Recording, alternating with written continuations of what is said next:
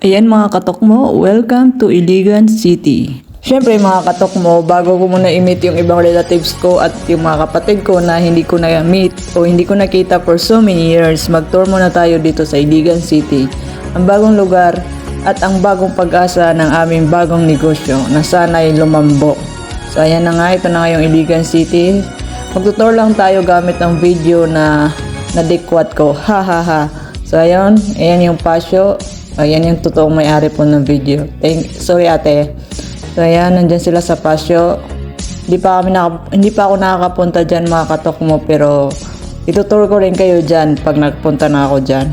Kasi first time ko talaga na maglibot-libot dito sa Iligan. Kasi tuwing na nakakapunta ako sa Iligan mga katok mo, hanggang terminal lang ako Terminal, din diretso Lanao, Terminal Iligan, and then Terminal Cagayan, up to Butuan.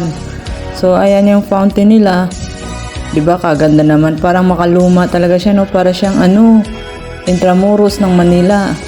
So diyan kung gusto niyo mag-snack o pwede diyan yung mga date lang, kailangan by couple pumunta diyan sa bay na yan. Kung wala kang couple, ayan si Kuya. Kasama niya yung totoong may-ari ng video, yung Jowa Bells niya, asawa ba niya yan. So ayan, tour na naman. So hindi ko alam kung saan sila pupunta, nagkikisabay lang.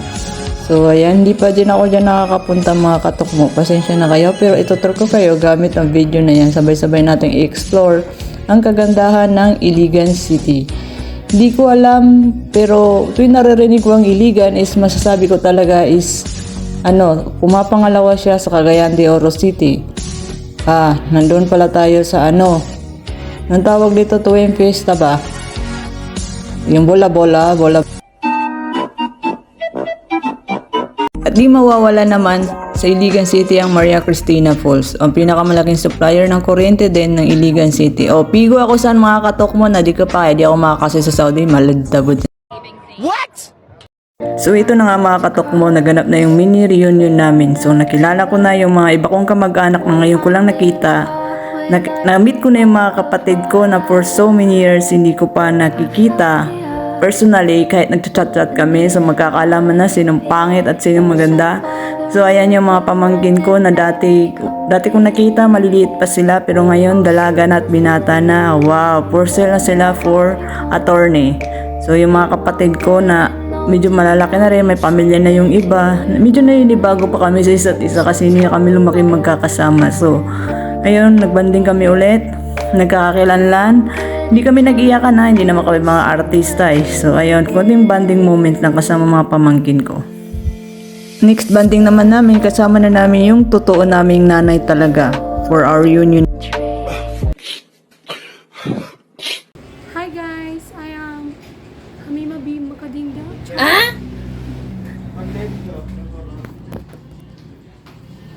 Look at our restaurant. We don't have a customer. Yeah? Mamaya, we will come now. Wow. Lunch time.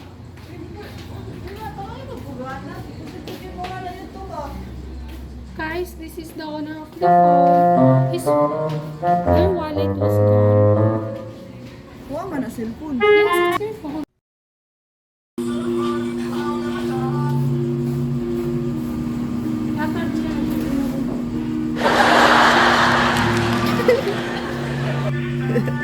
So ayun nga guys, itutour ko na kayo ngayon dito sa Pasyo. Katulad na sinabi sa inyo, itutour ko na kayo, di ba?